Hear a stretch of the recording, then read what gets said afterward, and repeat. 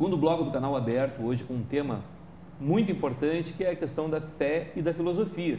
E hoje nós temos aqui uma bancada altamente qualificada e nós temos então a Melissa, né, que é a bacharel em filosofia. E dentro desse debate todo, Melissa, como é que tu vê essa questão dessa questão que foi abordada agora pelo nosso seminarista, essa questão do ódio nas redes sociais, tá? Essa polarização, porque na realidade, assim, a gente vê muito no Brasil por ser brasileiro, mas a gente nota que até pela eleição do Donald Trump, pelo crescimento, inclusive, dos movimentos de ultradireita da Europa, né? Isso é uma tendência mundial, a gente nota isso, assim, né? E sem contar que cada região do planeta Terra sempre tem os seus problemas localizados ali que geram também o ódio, né? A questão da Coreia do Sul e da Coreia do Norte, a questão da Coreia do Norte principalmente em relação aos Estados Unidos, a questão da China e do Japão, que sempre foi uma coisa que nunca ficou resolvida, né? Porque existe ali uma animosidade muito grande por parte da China em relação ao Japão, pela invasão que o Japão perpetrou em relação à China. Como é que tu vê isso enquanto filósofa? Eu acho que a filosofia, assim como a religião, elas têm muito a ajudar nisso, porque eu acho que o que falta é um pouco de humildade. Isso é algo que vem da religião, também fala-se muito da humildade no cristianismo, e o estudo da filosofia, eu acho que é um caminho para a humildade. Porque quando a gente começa a estudar, as nossas certezas vão caindo.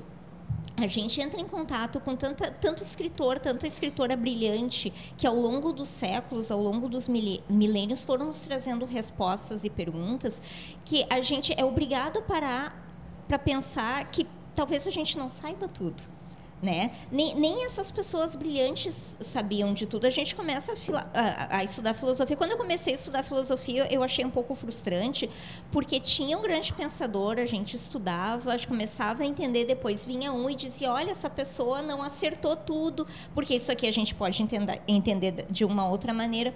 Mesmo Platão e Aristóteles, sobre os quais a gente já falou aqui, eles eram pensadores extremamente distintos, e o Aristóteles era aluno de Platão. Então, a gente vê ideias incríveis e vê que essas ideias são falhas também. Então, eu acho que falta um pouco de humildade, né? Porque se a gente começa a brigar com alguém de uma maneira muito assertiva, é porque a gente tem certeza de que a gente está com a razão, né? Então, falta humildade. E eu acho que a filosofia faz falta muito no mundo hoje. A questão até da idiosincrasia, da tua maneira de ver o mundo, e daí entra a história do mito da caverna, professor Clóvis. A questão é aquela que todo mundo vê a sombra, né? Tem a sua ideia pessoal do que está acontecendo lá fora. Eu acho que é isso que está acontecendo, né? Porque daí quando uma pessoa, então pode ser vocês dois, né? Quando a pessoa, eu sou totalmente a favor de tal coisa, né? Não, eu sou totalmente contra tal coisa, né? Por qualquer conceito, seja lá aborto, pena de morte, né? A questão da descriminalização das drogas, por exemplo, né? Esses debates aí. Não, isso eu sou totalmente, né? Quando a pessoa é totalmente, será que ela está se arriscando muito a... A gente costuma dizer, não existe nunca e nem totalmente, né? Isso a gente tem que aprender, talvez com o passar os anos, a experiência de vida, a gente vai descobrindo que quantas vezes a gente diz, nunca vou fazer isso, e depois a gente fez várias vezes isso e pronto, a gente tem que reconhecer que a palavra nunca é bem forte, né? Assim também sempre é outra palavra. Mas essa questão do mito da caverna que tu lembras aí é bem importante dentro dessa mesma esteira da conversa que a professora Melissa trouxe aqui, né? E que os outros demais debatedores estão aqui trazendo. Eu acho que a ideia de religião e filosofia, vindo agora bem realmente para o contexto atual, né? Deixando toda a história grande de filosofia e religião do mundo, que é muito bonita, mas agora fica um pouco grande, né, para o nosso debate. Mas realmente a gente tem que pensar que nós estamos numa sociedade onde as coisas mudaram demais. E uma das coisas, Hannah Arendt é uma filósofa que eu tenho uma certa admiração, né, uma judia, que escreveu muito sobre a questão da tolerância, sobre o conhecimento, sobre o respeito. E dentro disso também sobre o respeito às pessoas que fazem mal, né? São pessoas, em primeiro lugar, são pessoas. Eu acho que a filosofia no século XXI está trazendo esse conceito de que temos que falar da pessoa, o ser humano que está aí, que é um ser vivo. Só que a diferença, e na história da filosofia, nessas coisas que aconteceram tudo, né, durante esses milênios que passaram, se esqueceu muitas vezes o ser que está ali, o vivo. E se falou sobre o conhecimento. A filosofia foi uma que se agarrou à ideia de conhecimento e foi lutando com a racionalidade, né? E tudo a partir de um conceito que era conhece-te a ti mesmo. Então, para se conhecer, a gente tem que estudar racionalmente e caminhando. E a religião passou a ser, para o filósofo, um interesse racional. E o teólogo, o sacerdote, obviamente que se irritava, porque onde já se viu, né? Eu não sou um ser de conhecimento, eu sou um ser de fé, de vida, né? E conhecimento na vida. E o próprio filósofo se esqueceu da sua condição de ser, né? Então ficou no conhecer e não no ser. Mas tinha outra frase do oráculo de Delfos que dizia: cuida de ti mesmo. E esse cuida de ti mesmo, no final do século XX, começa a entrar mais forte. Então a gente começa a falar. Hoje a gente vai encontrar filósofos falando sobre a importância dos alimentos para que a vida tenha sentido, né? O respeito aos animais, a vida do planeta, a biodiversidade, enfim, aonde tem bios, né? E essa bios é importante, e não só a vida para estudo, mas a vida de vida, ali onde tem um ser humano. E eu acho que é ali que está essa questão de a gente realmente sair da caverna, né? Tá? Sair da caverna, da ignorância, né? Que o problema da filosofia sempre é uma luta contra a ignorância, né? Claro, é um plano terreno e temporal, né? Que é diferente para a teologia e para a religião, né? Que vai para um plano da eternidade, né? Mas vejam, no plano da temporalidade, onde a racionalidade entra, nós estamos falando de vidas que vêm e vão e vidas que não têm possibilidade de acontecerem. Por que algumas vidas podem se realizar e outras vidas não? Por que a gente decide realmente qual é a vida que vale menos?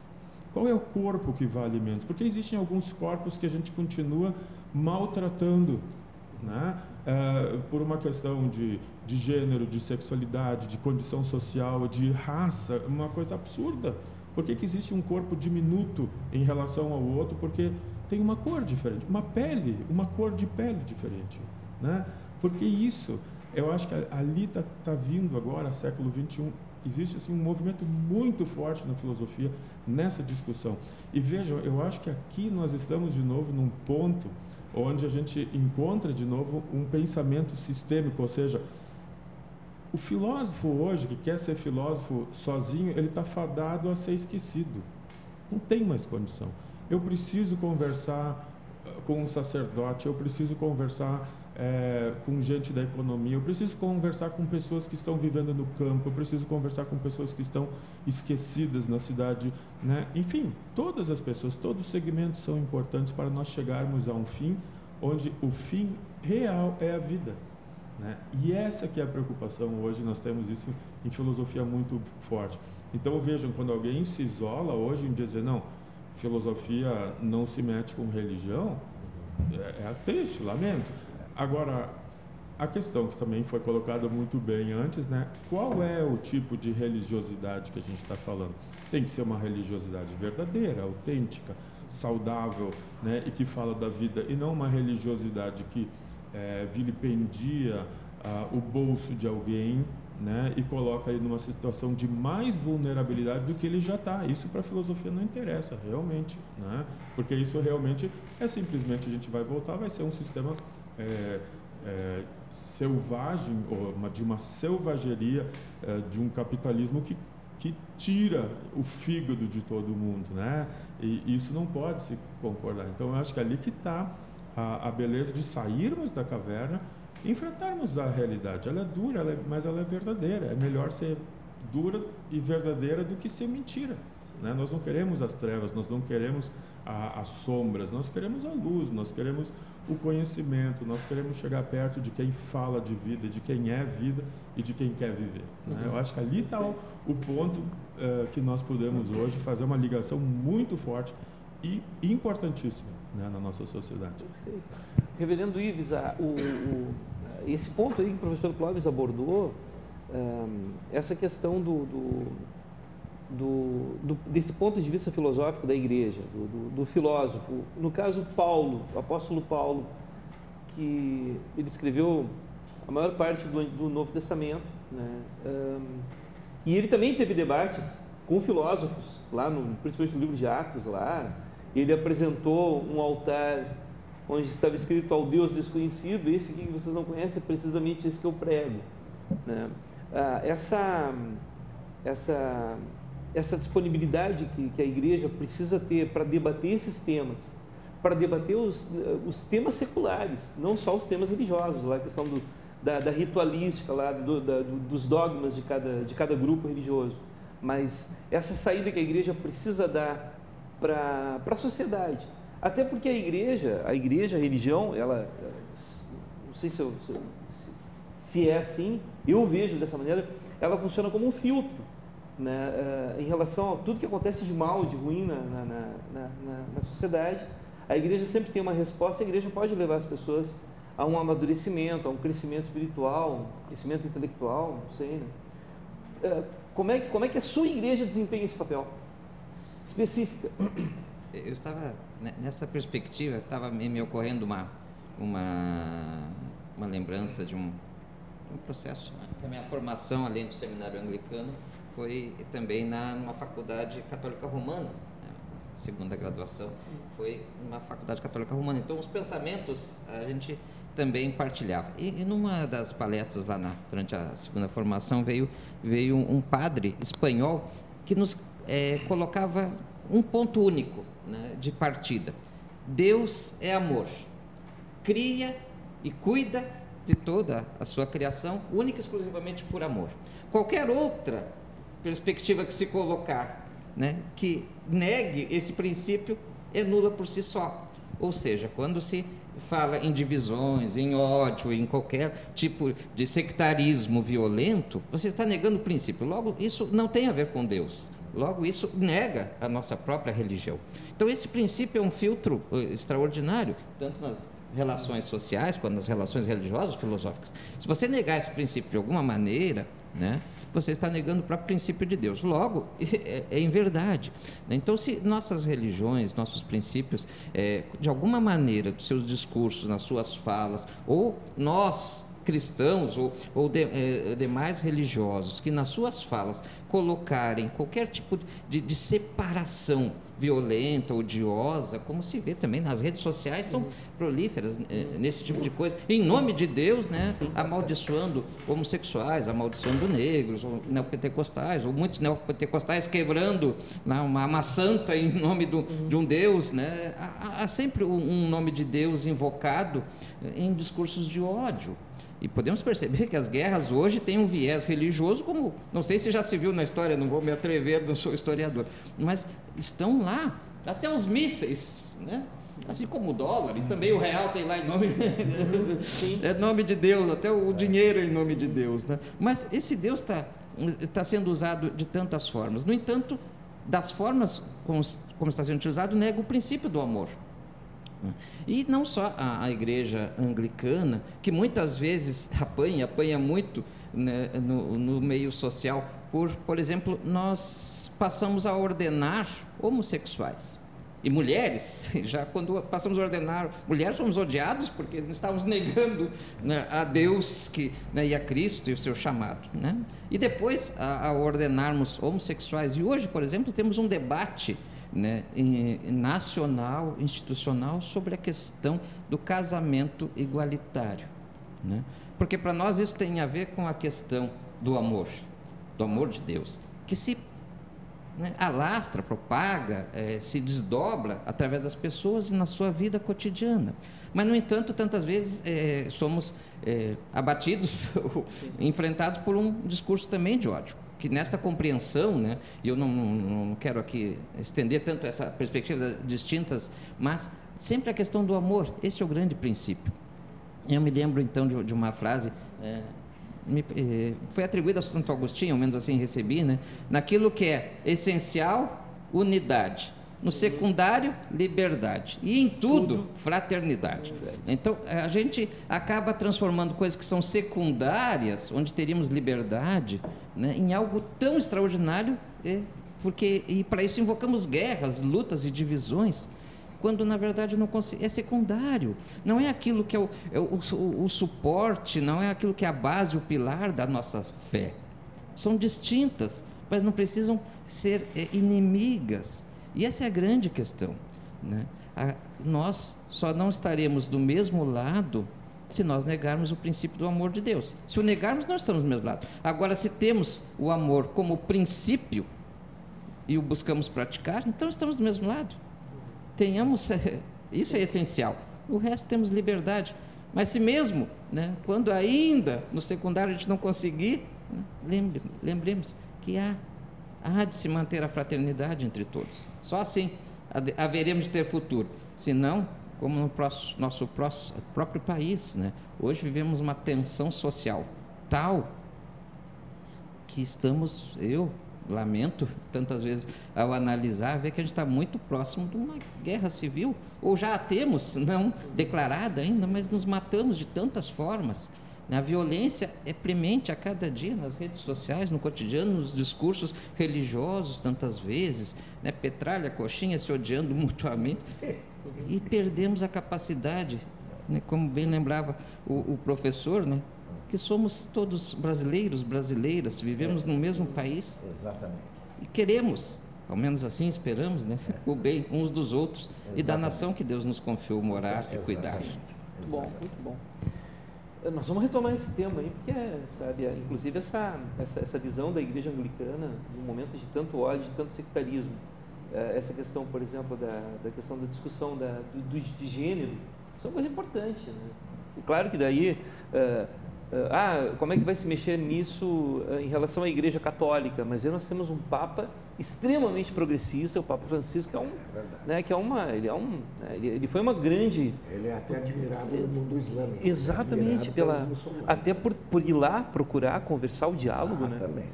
Mas, professor Gilberto, tem mais uma curiosidade. Assim, o senhor falou de duas correntes que são os sunitas e os xiitas, né? Eu lembro que na época do Saddam Hussein, 20% da população do Iraque era sunita e 80% era xiita. Exatamente. Então, é 20% e ele era... Ele dominava os outros.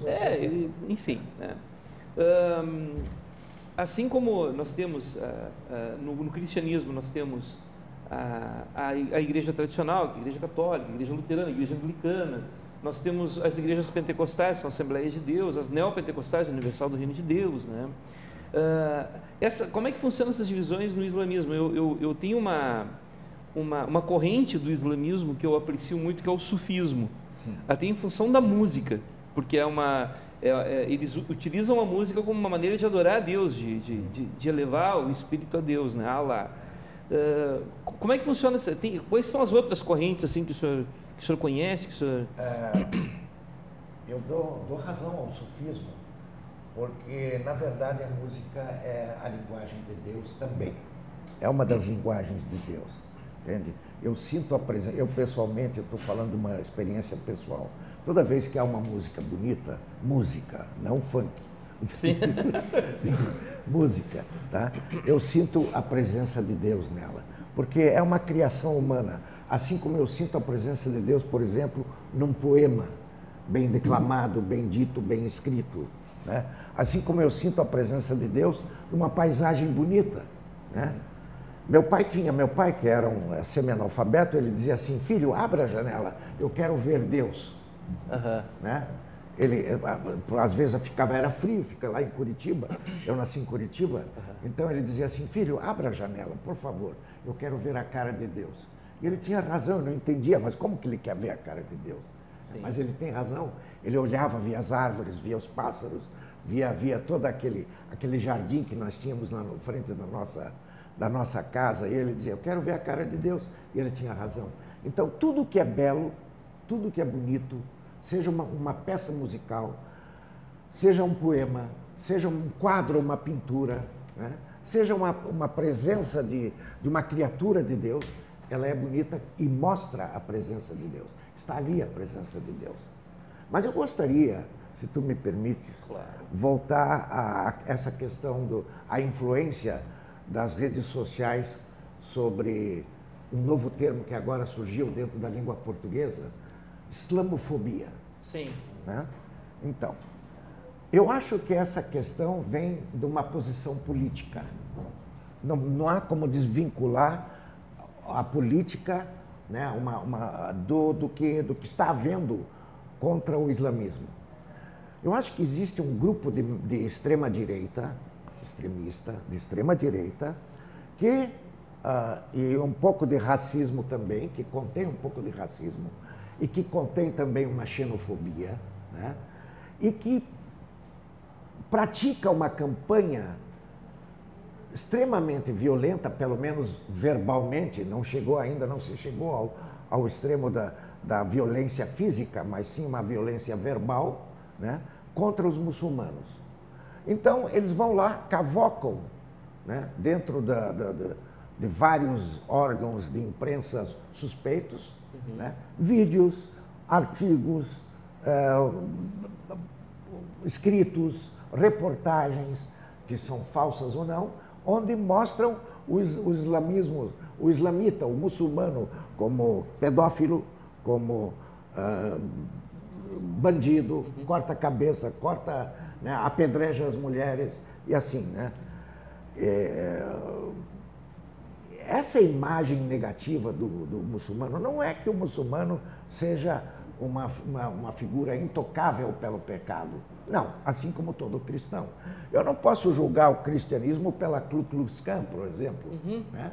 Não posso julgar o cristianismo por aquele pastor que levou quase 1000 pessoas ao suicídio lá na Guiana. Pela Inquisição. Pela Inquisição, sim, não querendo ir muito longe. Né? Pela Inquisição, né, e tal. Então eu não posso julgar o cristianismo por esses, entre aspas, mau elementos. Assim como eu não posso admitir que esse grupo ultradireitista, né, e que se diz defensor da sociedade cristã ocidental e do cristianismo, tá, venha a atacar o islamismo, trazendo à baila, trazendo à vista, trazendo para dentro das redes sociais esses vídeos, essas reportagens, né, porque é muito simples, você não pode jogar uma caixa de maçãs deliciosas, né, saborosas, fora porque tu achou uma maçã podre dentro da caixa. Joga a maçã podre fora e usufrui das outras maçãs que são suculentas, deliciosas, não é? Então, eu acho que, eu gosto, citaste o nome do Papa Francisco, eu carinhosamente chamo ele de Papa Chico, né? Porque ele é uma de simpatia fabulosa, assim. Eu gostaria de ser amigo dele. Eu também. Mas de convidar ele em casa para tomar um chimarrão. Sim, bater papo com a gente, bater assim, informalmente. Né? Eu simpatizo com ele porque ele está indo em busca de outras religiões, sabe? Vamos dialogar, vamos conversar, vamos procurar aquilo que nós temos em comum e não aquilo que nos separa. Né? Vamos ver, nós adoramos a um Deus único, não importa o nome que se lhe dê. Por exemplo, em inglês é God, né? Não é, Melissa? Em francês é Dieu, né? Em alemão é Gott, se não me falha a memória, me ajudem. Gott, está certa a pronúncia, então tá. Então, em árabe é Allah, é o mesmo Deus. Se vocês forem falar com os cristãos do Líbano, ou da Síria, ou do Egito, os coptas, eles não chamam Deus por um outro nome, a não ser Allah. Né? Allah, está lá a imagem de Cristo, né? Mas Allah. Em árabe é Allah. Assim como em inglês é God, Deus, Dio, e etc. Né? Então, Deus é o mesmo e a rede social está causando esse dano. Está fazendo uso da islamofobia, misturada com xenofobia, misturada com racismo, e a extrema-direita que está fazendo isso. Eu até faço uma acusação, eu não sei se alguém aqui é de direita, mas eu sinto essa dor, essa coisa, essa raiva emanada da ultradireita com relação aos muçulmanos. Com certeza. Bom, infelizmente a gente está chegando ao final. Eu até vou pedir para a técnica colocar uma música no final. O canal aberto hoje vai encerrar de maneira diferente, porque sempre o nosso jinglezinho do programa, mas tem um cantor que foi para o andar de cima no dia 16 de agosto de 1997, que até o senhor conhece muito mais aqui o nome dele, ó. Tá, eu não sei pronunciar, Nusrat Fateh Ali Khan. Nusrat Fateh E essa música, para mim, se existe céu, e se eu for para o céu, que é muito pouco provável, quando eu estiver subindo a escada para o céu, as nuvens, aquela coisa toda, e vai estar Deus, Jesus, o meu pai, né? A minha avó, a família, meu avô me esperando lá em cima. Essa música que vocês vão ouvir no final do programa, agora a gente vai deixar rodar 1 minuto a música, essa música é a trilha sonora da minha subida para o céu. Isso já é um contrato que eu já fiz. É a tua garantia, é o teu passaporte. Mandei um e-mail para Deus e digo, olha, coloca isso aí, bota isso aí. É o teu passaporte. Se for para o céu, né? Para o inferno eu ainda não escolhi a música, mas enfim. Infelizmente a gente vai encerrar o programa, né? E eu gostaria que vocês colocassem suas considerações finais. O nosso seminarista pode... me parece que a gente tocou no assunto do Papa Francisco, né? De fato, ele é o homem da unidade, né? Estava na hora, olhando bem para a igreja, estava na hora do Papa vir daqui, né? Do nosso povo, do nosso jeito de entender o mundo, né? Agora, embora ele consiga fazer esse diálogo com todas as religiões e todas as pessoas, nós temos que lembrar que ele ainda é o guardião da identidade católica, né? Daquilo que, de fato, ele é ponto de unidade, aquilo que a gente chama, né? Então, talvez em questões em que hoje a filosofia, hoje o mundo, mesmo a sociologia, a antropologia, trazem como algo novo, a igreja sempre vai olhar com desconfiança no primeiro momento. Por quê? Porque ela é mais velha do que essa teoria. Então, ela precisa olhar com muito cuidado. Normalmente, a igreja se posiciona muitos anos depois. E é justamente essa crítica que vem para cima dela, né? Como a igreja é demorada, por que ela não abraça isso? Calma, né? Daqui a pouco a gente abraça e a teoria caiu por terra de novo. E a gente fica com nada, né? Então, de alguma forma, a gente também, enquanto católicos, enquanto cristãos, antes disso, né? A gente quer ser também referência de unidade para todos. Nós temos, de fato, muitas coisas que nos unem, né? A paz, o bem social, né? A tolerância, que é para todos, né? Então, nós queremos ser também esse veículo de paz e do amor de Deus para todas as pessoas, né? Sempre abertos ao diálogo, né? Como todos desejam, como deve ser feito, né? Perfeito. Muito obrigado, Michael. Professor Gilberto Abrão, suas considerações finais. O tema foi filosofia e a fé, né? Mas a gente se desvirtuou um pouquinho, né? Isso é fatal nos debates. Mas, em todo caso, eu gostaria de deixar aqui uma modesta mensagem de tolerância, de aproximação, né? Que nós todos tenhamos. Eu gostaria de visitar as igrejas dos senhores, aqui presentes, dos debatedores, né? E gostaria também que um dia fossem a Sapucaia comigo, estou às ordens para levá-los, né? Não é uma mesquita no sentido arquitetônico, né? Com minaretes e tal, não. Mas é um local onde o pessoal se reúne ali na sociedade palestina, é um local bem modesto, bem simples, conforme Deus quer, né? Conforme Deus quer, né? Onde o pessoal faz suas orações. Qual o dia da reunião? Sextas-feiras. Sextas-feiras, que é o dia santo. É o dia santo muçulmano, assim como os cristãos guardam domingo, né? Alguns cristãos guardam sábado, e os judeus guardam sábado também. Sim. Os muçulmanos guardam sexta, para diferenciar, para ter uma coisa. Poderiam ter escolhido domingo também, dia, né? Poderiam ter escolhido sábado, mas acharam por bem diferenciar. Sexta-feira, tá bom. Sexta-feira, vamos ser diferentes. Com certeza. Qual horário, professor? Varia, por exemplo, porque é lunar, aliás, é solar o horário, não é horário... Pôr do sol. Antes do pôr do sol, digamos,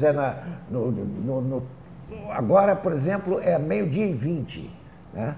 Eu, com muito prazer, levaria, para vocês conhecerem, baterem um papo lá com o nosso imã, com o... Eu, da minha parte, já estou confirmado, vou com certeza. Então, mas será um prazer. Com certeza. Mas será um prazer. Perfeito.